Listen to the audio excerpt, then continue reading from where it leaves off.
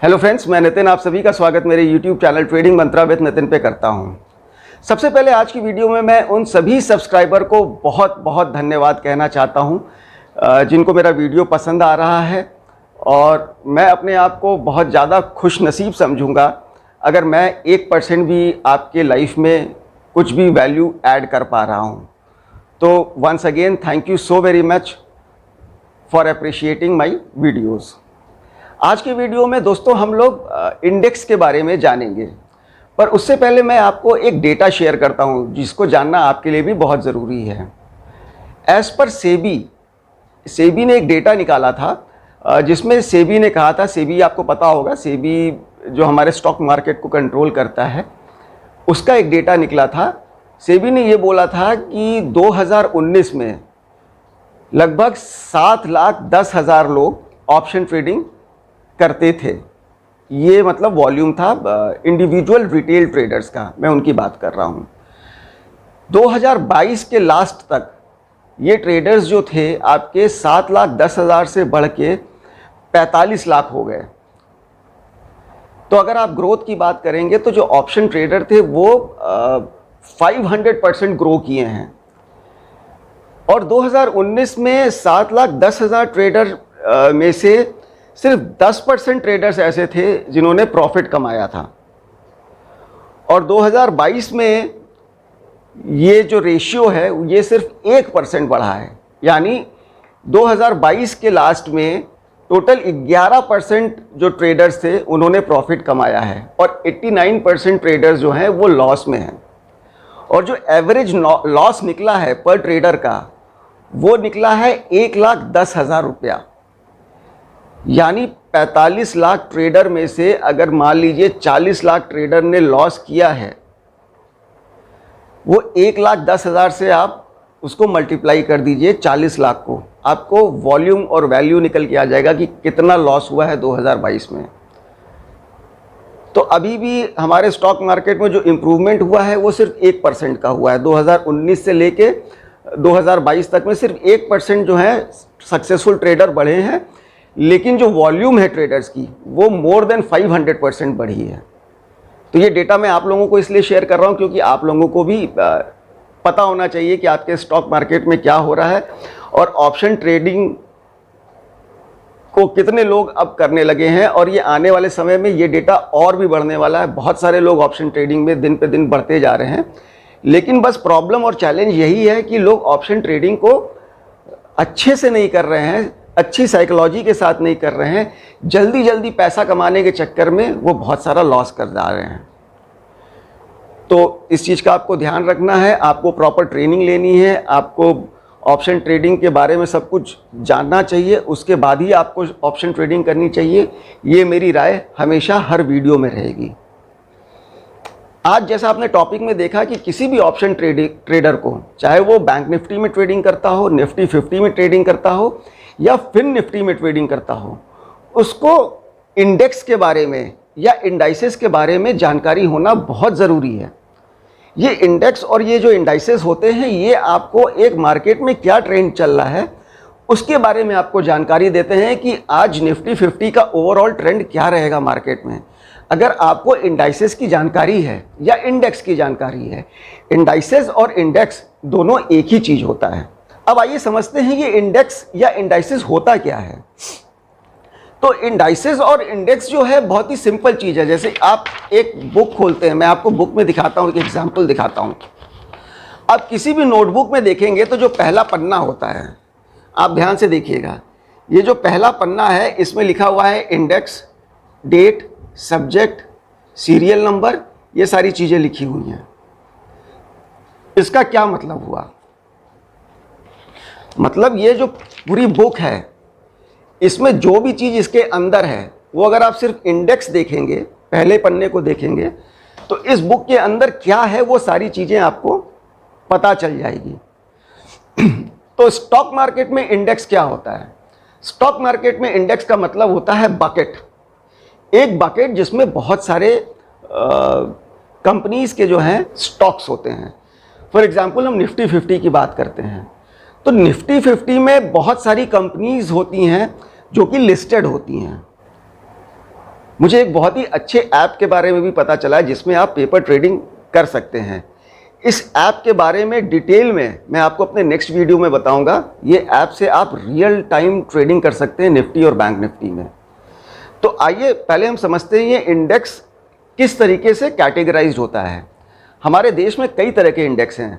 चूँकि Nifty 50, bank Nifty और fin Nifty famous है, तो आप लोग इन तीनों इंडेक्स के बारे में जानते हैं। लेकिन फटाफट आइए एक बार देख लेते हैं कि हमारे स्टॉक मार्केट में कितने प्रकार के इंडेक्स होते हैं। तो जैसा कि आप इस स्लाइड में देख रहे हैं, ये सारे इंडाइसेस या इंडेक्स, दोनों का मतलब एक ही होता है जो हमारे इंडिया में है। पहला है broad based index. Broad based indices में क्या होते हैं? It consist of large liquid stocks. इसके अंदर जो लिक्विड स्टॉक्स होते हैं वो होते हैं इन सारे इंडाइसेस में।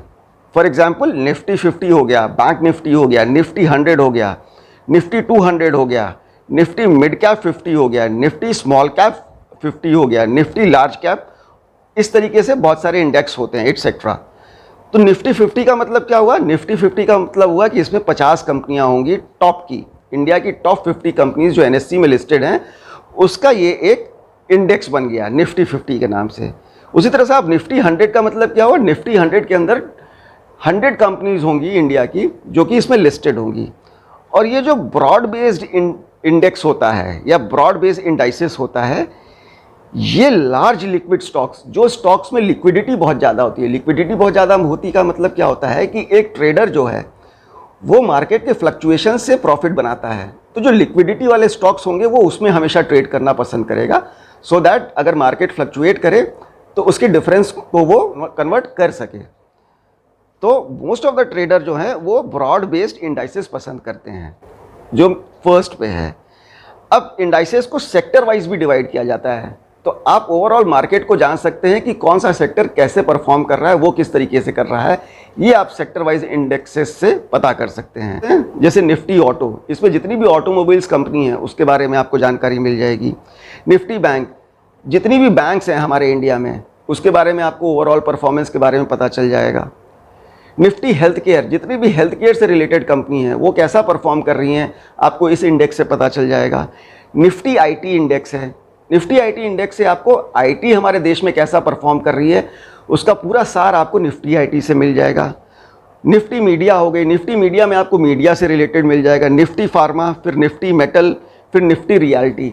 तो ये सेक्टर वाइसेस भी इंडेक्स जो हैं आपके डिवाइड होते हैं, तो उससे आपका पर्टिकुलर सेक्टर कैसे वे में काम कर रहा है वो आप जान सकते हैं। ये आप कैसे जानेंगे? तो ये मैंने आपको कैंडलस्टिक पैटर्न के थ्रू बताया है कि आपको चार्ट खोलना है, आपको जो टाइम फ्रेम रखना है वो आप 6 महीने का, 1 साल का टाइम फ्रेम रखिए उस पर, और जो कैंडलस्टिक पैटर्न देखेंगे वो कम से कम 1 दिन या 1 हफ्ते का होना चाहिए।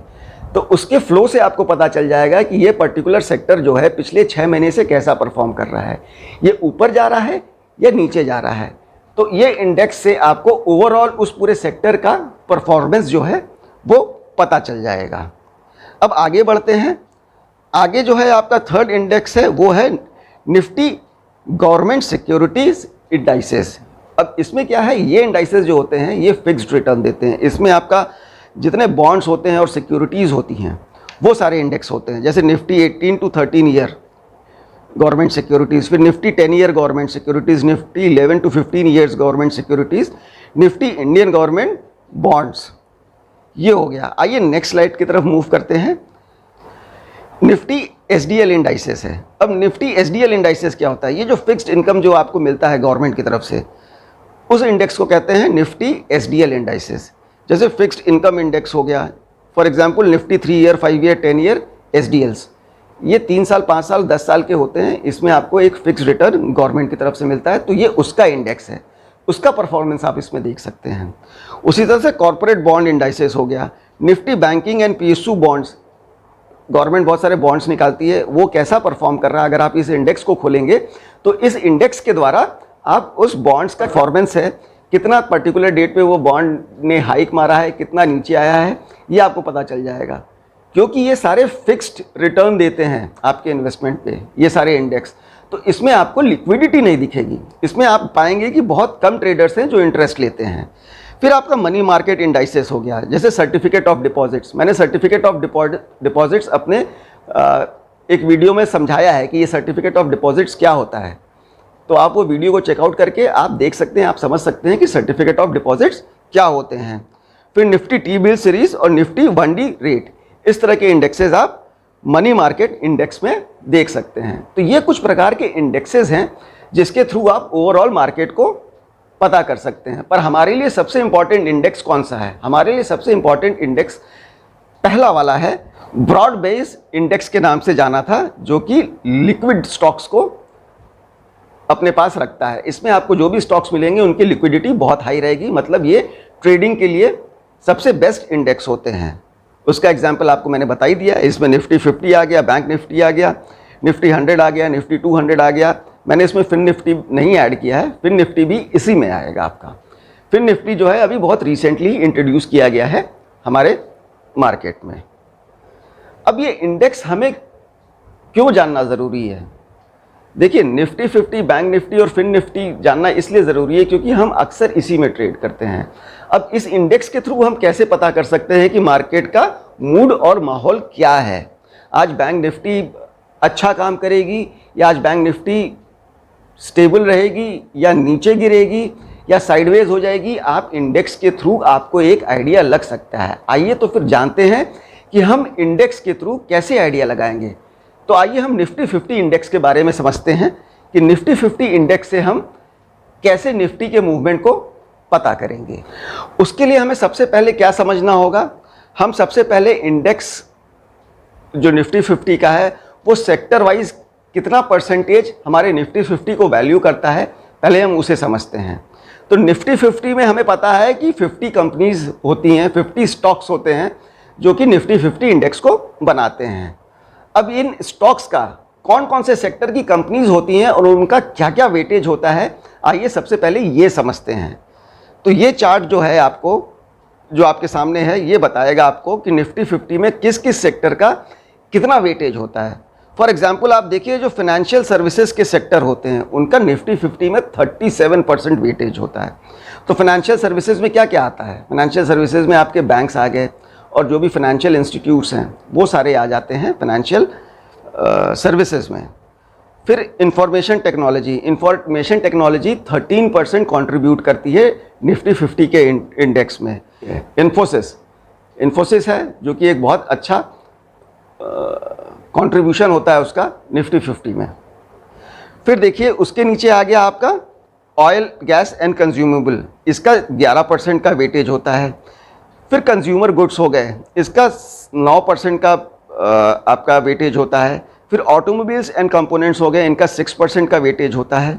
और हेल्थ केयर का आपका 4% का वेटेज हो गया। जो रियल स्टेट की कंपनी होती है, कंस्ट्रक्शन से रिलेटेड, उन कंपनीज़ का जो वेटेज होता है निफ्टी 50 में वो 3.84% का वेटेज होता है। मेटल्स और माइनिंग्स की जो कंपनीज़ होती हैं उनका 3.70 का वेटेज होता है। कंज्यूमर ड्यूरेबल्स का 3.24% का वेटेज होता है।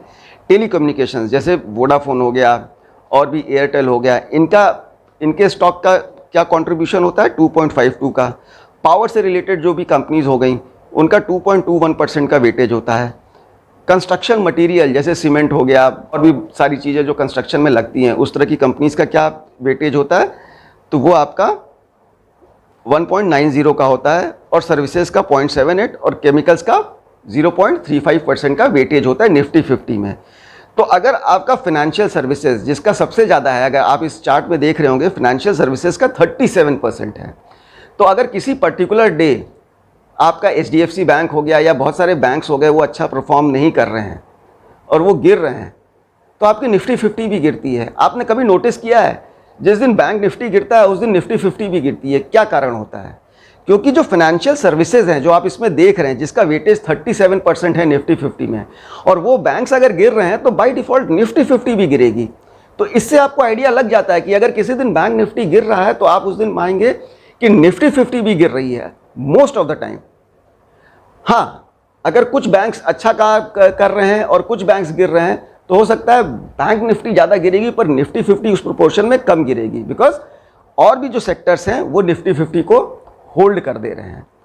अब आइए कंपनी वाइज जानते हैं कि निफ्टी 50 में ऐसी top 10 companies, out of 50 companies, ऐसी 10 कंपनीज कौन सी हैं जो निफ्टी 50 के इंडेक्स को और उसके डायरेक्शन का पता बता सकती हैं। तो आइए हम अपने नेक्स्ट चार्ट की तरफ मूव करते हैं और जानते हैं ऐसी 10 कंपनियां और उनका वेटेज। देखिए निफ्टी 50 में जो सबसे ज़्यादा वेटेज है वो HDFC बैंक लिमिटेड का है, उसका वेटेज करीब 13% का है। सेकंड नंबर पे आती है रिलायंस इंडस्ट्रीज़ लिमिटेड, इसका 9.56% का वेटेज है। थर्ड आती है ICICI बैंक लिमिटेड, इसका 7.87% का वेटेज है।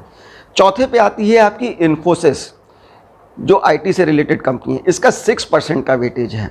ITC लिमिटेड का 4.5% का वेटेज है। टाटा कंसल्टेंसी सर्विस लिमिटेड का 4% का वेटेज है। लार्सन एंड टुर्बो लिमिटेड का 3.84% का वेटेज है। एक्सिस बैंक लिमिटेड का 3.13% का वेटेज है।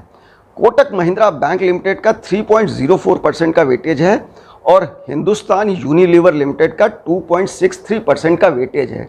तो ये आउट ऑफ 50 कंपनीज, ये 10 टॉप स्टॉक्स हैं या टॉप 10 कंपनीज हैं जिनका वेटेज है, जिससे निफ्टी का जो है आप मूवमेंट आंक सकते हैं। अगर मान लीजिए इसमें से टॉप 3 कंपनी जैसे HDFC बैंक, रिलायंस और ICICI बैंक और इन्फोसिस, अगर ये अच्छा परफॉर्म किसी पर्टिकुलर डेट पे नहीं कर रहे हैं तो यू कैनॉट एक्सपेक्ट, निफ्टी कितनी भी तेज़ी से ऊपर जा रही है, यू कैनॉट एक्सपेक्ट कि निफ्टी उस दिन ऊपर जाएगी। अगर ये चारों स्टॉक अच्छा नहीं परफॉर्म कर रहे हैं तो उस दिन निफ्टी 50 जो है आपकी नीचे ही आने वाली है कुछ टाइम बाद। इससे आपको ये आइडिया लग जाता है। तो इसलिए इंडेक्स की जानकारी एक भी प्रोफेशनल जो प्रो ट्रेडर होता है, प्रो ट्रेडर का मतलब जो प्रोफेशनल ट्रेडर होता है, वो हमेशा देखिएगा। अगर आप निफ्टी 50 में ट्रेड कर रहे हैं तो ये मैंने जो आपको फिगर दिखाया है और इसमें जितनी भी कंपनीज आप देख रहे हैं, इन कंपनीज को भी आप साइड में लगा के देख रखिए अपने लैपटॉप पे और देखते रहिए साथ ही साथ कि क्या ये कंपनीज भी परफॉर्म कर रही हैं। अगर ये कंपनीज उस पर्टिकुलर डे पे ठीक ठाक परफॉर्म कर रही हैं, बहुत ज़्यादा तेज़ी से नहीं गिर रही हैं, तो आप एक बात को आप मान के चल सकते हैं कि आज जो है निफ्टी 50 अच्छा परफॉर्म करेगी। करेक्ट? तो इसलिए हमें इंडाइसेस और इंडेक्स की जानकारी होनी चाहिए। उसी तरह से फिन निफ्टी में भी आपकी जो है टॉप 20 कंपनीज होती हैं और उसमें से टॉप 10 कंपनीज को आप देख के आप जान सकते हैं कि फिन निफ्टी कैसा काम करेगी। फिन निफ्टी में आपका मेजर जो सपोर्ट होता है वो फिर से फाइनेंशियल ही इंस्टीट्यूशंस का होता है। अगर बैंक अच्छा परफॉर्म कर रहे हैं तो आप ये मान के चल सकते हैं कि फिन निफ्टी भी उस दिन अच्छा परफॉर्म करेगी। राइट? उसी तरह से बैंक निफ्टी के बारे में भी जानते हैं कि बैंक निफ्टी जो है, जो बहुत लोगों का बड़ा फेमस ऑप्शन ट्रेडिंग के लिए टूल है, बैंक निफ्टी इंडेक्स, तो वो कैसे परफॉर्म करता है। तो बैंक निफ्टी में जो टोटल इंडेक्स में जो कंपनीज होती हैं या जो स्टॉक्स होते हैं वो सिर्फ बैंक्स होते हैं। और वेटेज वाइज आइए पता करते हैं किस बैंक का कितना वेटेज होता है। अगर वो बैंक परफॉर्म कर रहा है तो आप ये मान के चलिए कि ओवरऑल बैंक निफ्टी भी उस दिन अच्छा परफॉर्म करेगा। तो आइए उस पर भी एक नज़र हम डाल लेते हैं।